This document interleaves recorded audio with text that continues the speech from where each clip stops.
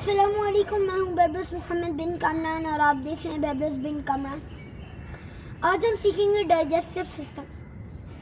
Digestive system को उर्दू में कहते हैं निज़ाम।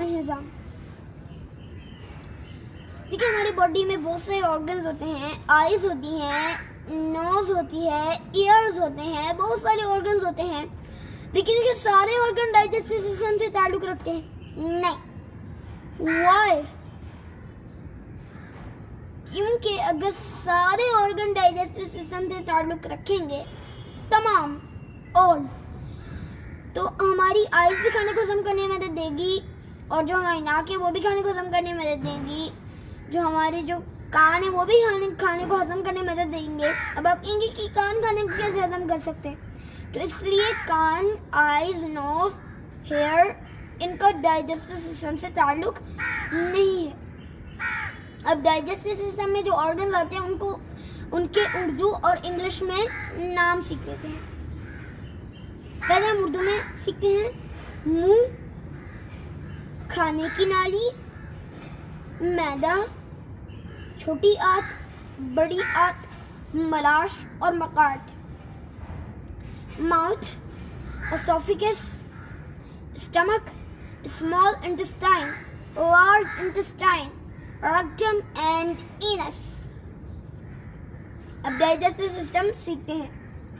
सबसे पहले आप खाना मुंह में लेते हैं और खाने को हजम करने में सलाइवा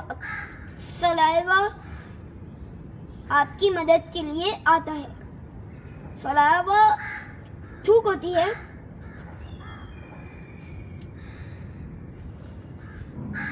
और सलाइवा के अंदर ऐसे केमिकल्स होते हैं जो कि खाने को हजम करने में मदद देते हैं। जब खाना अच्छी तरह चब जाता है तो आप उसको निगल लेते हैं और एसोफेगस में खाना दाखिल हो जाता है। अच्छा, एसोफेगस के आगे एक और पाइप जा रही है जिसको कहते हैं विंड पाइप। विंड पाइप हमारी नाक से जाती है फेफड़े तक। तो आप समझ गए होंगे कि विंड पाइप ऑक्सीजन की पाइप होती है, और आपने जो सोचा है वो बिल्कुल सही सोचा है। अब खाना फूड पाइप में जाएगा, एसोफेगस में जाएगा, लेकिन ऐसा भी हो सकता है ना कि विंड पाइप में चला जाए। तो ये कैसे होगा? देखिए, हमारे इस शरीर पे फिलिप जो है वो एक फिलिप शेप का एक ऑर्गन होता है, इस तरह का। मैंने आपको हाथ से बना के भी दिखा दिया। इसको कहते हैं एपिग्लोटिस। क्या कहते हैं? एपिग्लोटिस।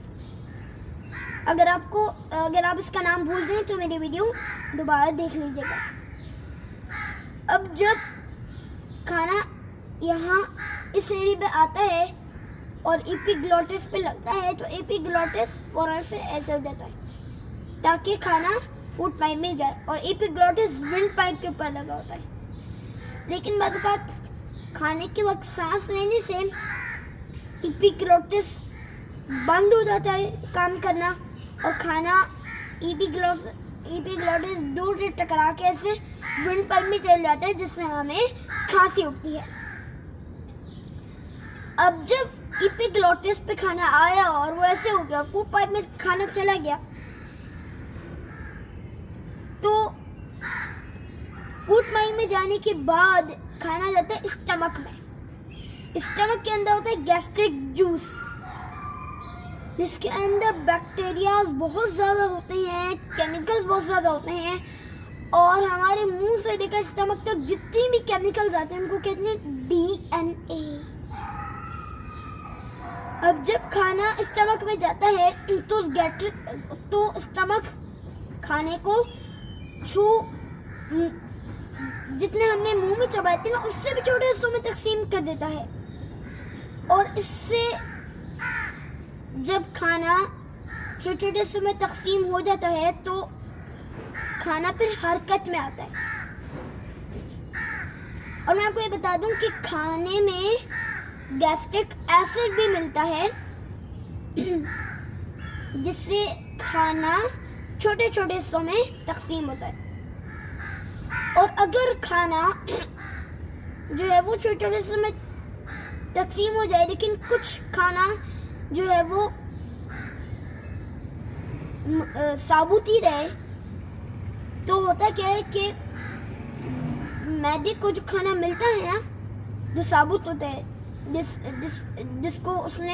जिसमें गैस्ट्रिक एसिड नहीं आता, वो क्या करता है कि उसको ना पेट में जगह कह रहा हूँ, जमा करना शुरू कर देता है जहाँ जहाँ उसको जगह मिलती है। और फिर और इसको कहते हैं चर्बी। अब चर्बी जब मुकम्मल बन जाती है तो पेट मोटा भी हो जाता है और लटकने भी लग जाता है। आपने ऐसी वीडियोस देखी ना जिसमें बंदा मोटा होता है, उछलता है तो पेट ऐसे ऐसे हो जाता है, वो चर्बी तो होती है।